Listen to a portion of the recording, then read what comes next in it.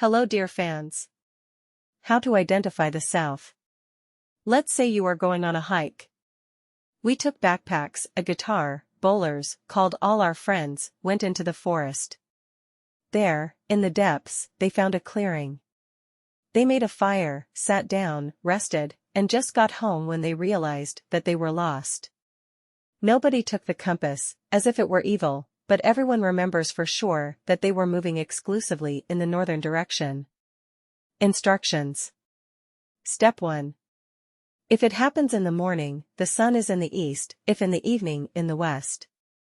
Following this simple logic, we establish, if the setting sun is on our left, therefore, we are facing north.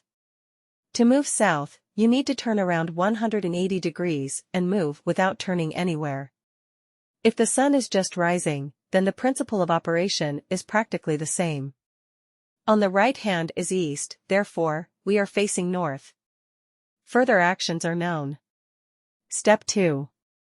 If there is no compass, but there is a clock and a rather bright day, then we wait for noon. At this time a shadow cast from any object points to the north. Therefore, to find the direction to the south, you need to turn around 180 degrees and move in that direction. Step 3. Moss, as you know from the biology course, grows on the north side of the tree. The logical conclusion suggests itself the south is on the other side. Again, we turn around, as if on an army command around, and continue our way in the direction indicated above.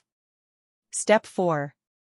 You can also navigate by the stars at night, however, given the fact that it is better not to wander in an unknown place at night, it is better to make a fire and wait for the morning in good faith, and there will already be sunrise, and another way to find a southern direction.